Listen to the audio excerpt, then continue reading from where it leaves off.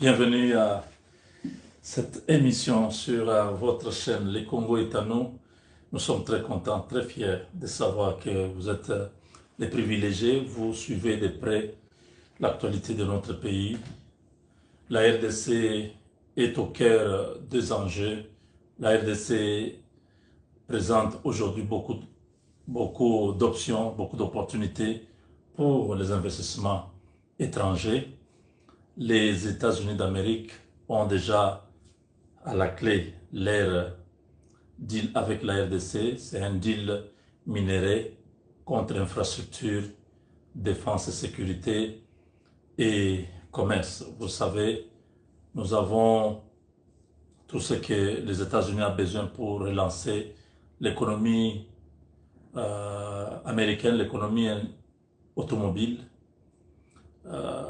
relancer l'industrie militaire et surtout contrôler l'espace avec tous les minéraux critiques, les terres rares qui sont en RDC.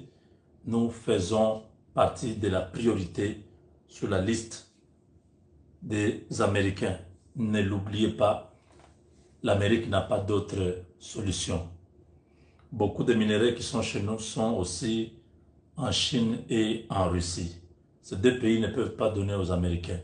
Ils ont commencé à faire des restrictions, même de l'exportation de certains chips, donc les semi-conducteurs, les pièces électroniques qui sont nécessaires pour la fabrication de beaucoup d'appareils aux États-Unis. Et là, la solution, c'est la RDC. Ils peuvent ralentir leur économie cette année, mais l'année prochaine, l'économie doit être boostée parce qu'il y a le deuxième bateau qui vient d'accoster encore à Maryland aux États-Unis, qui est parti du port de Lobito en Angola par les corridors sud de Lubumbashi ou le Katanga jusqu'en Angola. Donc, les États-Unis, en 4 mois, 2 grands bateaux, paquebots bien sûr, ont amené beaucoup de minéraux sur le territoire américain. Ce n'est pas ce que nous voulons. Nous voulons que tout soit traité chez nous, qu'ils amènent les produits finis. Pour l'instant, ils sont en difficulté, ils sont en rupture de stock de beaucoup d'équipements parce que la Chine ne veut plus donner le tout. La Chine veut punir l'économie américaine comme Donald Trump a pris des mesures, tout ça sur le plan des douanes, des mesures de réciprocité. Donc les entreprises chinoises ont refusé de fournir à aux entreprises américaines qui achetaient leurs histoires. Quelque part, oui, c'est vrai, ce sont de bonnes guerres, mais de l'autre côté, la Chine risque de rester sans clients. Parce que les grands clients de la Chine, en dehors de la Chine, c'est les États-Unis. Si vous ne le savez pas. Ce n'est pas l'Inde. L'Inde, ils sont nombreux comme les Chinois, mais ils n'ont pas le pouvoir d'achat comme les États-Unis. Les États-Unis sont 3 fois moins, même 4 fois moins nombreux que la Chine et l'Inde. Mais le pouvoir d'achat est très élevé. C'est pourquoi vous voyez, les Indiens sont pleins aux États-Unis et tout ça. Tout le monde veut aller aux États-Unis. C'est vraiment un petit job. Vous pouvez avoir 3000 dollars aux États-Unis, oui. Mais sillonner le monde pour voir 3000 dollars là. Au Congo, le travail de 3000 dollars là, on paye aux gens, je crois, 500 dollars. Oui, tu as 500 dollars. Peut-être tu travailles chez Vodacom ou RTL.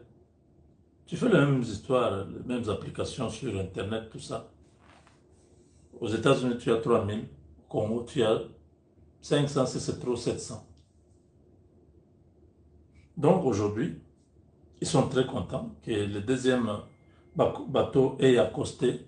Ces minéraux vont être transformés sur place et ils vont produire le matériel qu'ils ont besoin. Tous ces devices, ça va être fait. Alors, voyant la situation qui évolue entre la RDC et la Chine. L'Amérique a tranché, l'Amérique est avec la RDC. C'est ce qui fait que vous avez vu ce qui s'est passé au Conseil de sécurité. Vous avez vu à l'Assemblée générale de l'ONU. Vous avez vu. Ça, c'est l'œuvre américaine. Si l'Amérique était contre nous, aucun pays ne pouvait nous donner les voix. Personne ne vous dira ça. Je suis en train de vous le dire parce que c'est comme ça que ça s'est passé. Tout a été préparé à Washington. Je vous ai dit que Boulos était là. Madame Kaikwamba était là. Le travail, c'est... Boulos est arrivé 2 jours avant. Donc, c'était les lobbying sur place. On parle pas... Ça, on n'appelle pas la diplomatie. Ça, c'est les lobbying. Tu es avec nous, tu n'es pas avec nous. Avec vous, comment? Vous n'êtes pas candidat. Je dis non. Quand je dis ça, c'est la RDC. Vous devez... Ah bon? Oui. Donnez vos voix à la RDC. On a besoin de rééquilibrer la présence des nations dans différentes régions du monde. Ça, c'est Boulos qui a donné... Il a dit ça à un diplomate. C'est de la Bulgarie ou quelque chose comme ça. C'est celui-là qui a... Il s'est confié à une de leurs presses pour dire nous, on a été déjà contactés, nous serons avec la RDC. Donc, c'est l'Amérique, tous les pays européens, même la France y compris. La France a voté pour nous. Pour vous dire que les Américains, si vous voyez le Rwanda, là, c'est un minuscule pays qui va être bientôt remis dans l'ordre parce qu'il y a le désordre depuis 30 ans. On va remettre l'ordre dans ce pays-là. Les 3 ethnies qui sont là-bas doivent vivre de nouveau en parfaite harmonie. On va bannir ces histoires de la suprématie tutsi. C'est une utopie. Ces gens-là ne sont pas supérieurs. Ils n'ont rien. La vérité, c'est que 30 ans après, ils ont échoué de prendre le Congo. S'ils étaient intelligents, ils sauraient soit imposer pour toujours quelqu'un au Congo, soit balkaniser le pays. Les deux, ils n'ont pas réussi. On a chassé leurs petits mercenaires là, que Jean-Pierre a bien sermonné ce soir. Je vais revenir sur ça. Et deuxième chose, ils n'ont pas su faire la balkanisation. Ils ont échoué toutes les deux missions. Alors, vous allez me dire que c'est nélotique que tous ceux-là sont intelligents. Ils sont intelligents quoi? Un grand pays comme le Congo. Ils ont pris ça il y a 30 ans. Ils pouvaient transformer ce pays-là, imposer un Tutsi à la tête pour toujours, influencer tout. Ils ont échoué. Le peuple vaillant, le peuple grand, le peuple congolais. Mimbangat.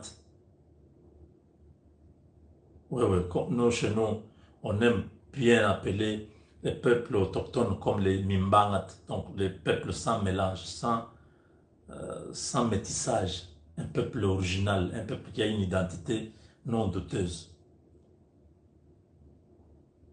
Kaba Mimbangat. Donc tout Congolais, de père et de mère, aujourd'hui, appelle-toi même, tu es Mumbangat. Mumbangat. Mumbangat veut dire les sangs purs, les vrais prototypes de l'homme.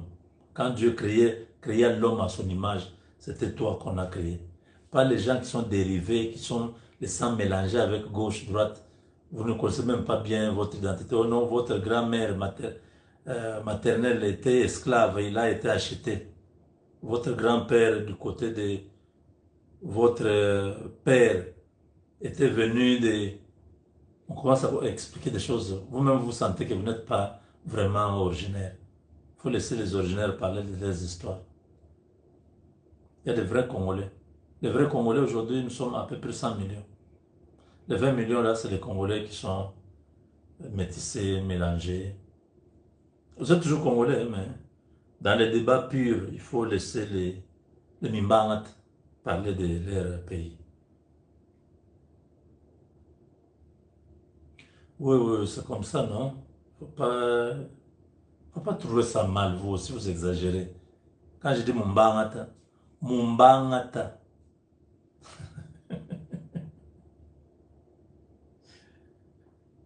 C'est-à-dire, tu peux localiser ton père, tu localises ta mère, tu localises tes grands-parents, des deux côtés. Tu localises les parents de vos grands-parents, des deux côtés. Jusqu'à même quatrième, cinquième génération, c'est déjà bon. S'il n'y a pas beaucoup de distorsions, si on peut, dans les graphiques, on peut garder une certaine logique. Oui, oui, oui. Ah, quand les gens disent non, mon père vient de tel village, toi tu dis non, mon père est venu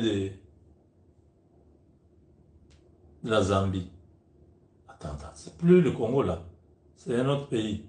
Oh non, bon, vous voyez, avant l'indépendance, vous commencez à expliquer les choses.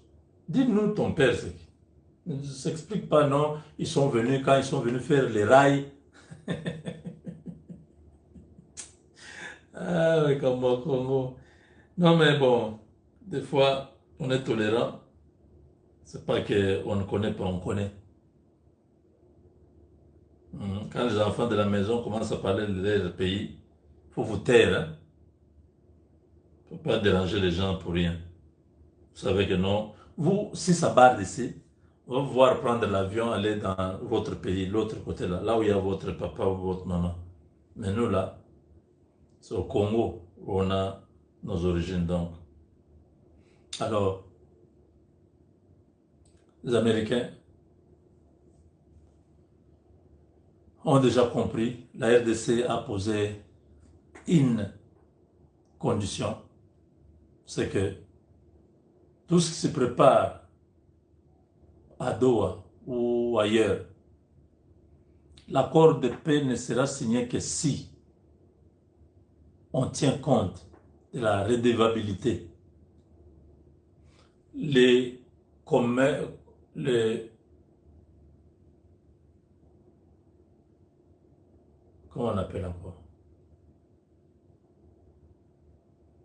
Ceux qui ont commis les crimes doivent être poursuivis, doivent répondre de leurs crimes. C'est ça le devoir de redevabilité. S'il n'y a pas ça, si on dit non, on fait table rase, on oublie, on veut la paix, il faut laisser cette histoire-là. Demain, nous aurons une autre rébellion, d'autres terroristes. Le gouvernement congolais a donné la ligne rouge, c'est que dans l'accord de paix, le Rwanda doit reconnaître avoir agressé la RDC.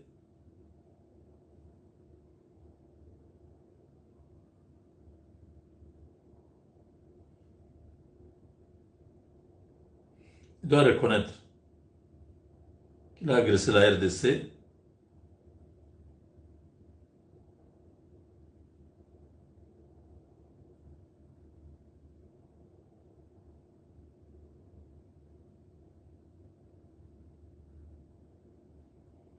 et que les poursuites vont être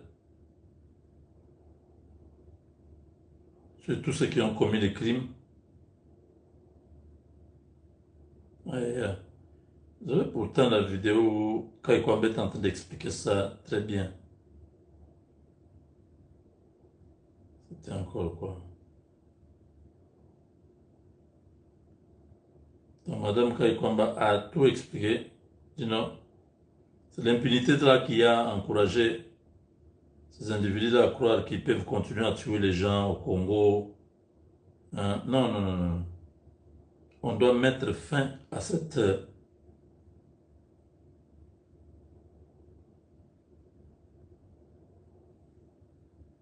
des consignes, c'est chacun doit répondre de ses actes. Oui, bon, on va retrouver ça.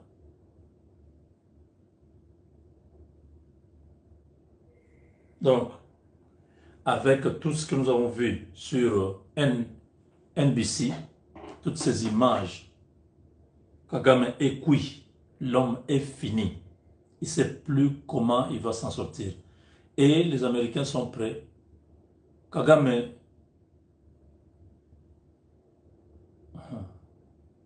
il y a quelque chose qui se prépare aux États-Unis. Je vais vous le dire dans la deuxième partie. Ça, c'est la dernière semaine. Hein. C'est plus de la blague. C'est vraiment la dernière semaine. Les choses sont en train de... Ça chauffe de l'autre côté. À Washington, la position de la RDC est claire. Donald Trump sera là juste pour aider les deux parties, chacun à prendre ses responsabilités. Je vais vous dire ce qui va se passer à Washington la semaine prochaine. C'est vrai, nous attendons. Cette semaine, il y a le dernier réglage, la dernière ligne droite avant que Doha, Lomé, Luanda, Nairobi, que tous ces gens-là se retrouvent là-bas pour assister, être témoins du dénouement de la crise à l'est du Congo. C'est là que vous saurez ce que l'Amérique prépare contre cet assassin qui a pensé qu'il va s'en sortir sain et sauf. Il n'a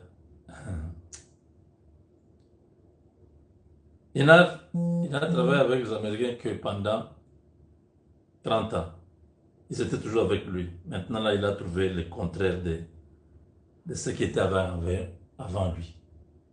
Ceux-ci, au fond, on se retrouve dans la deuxième partie.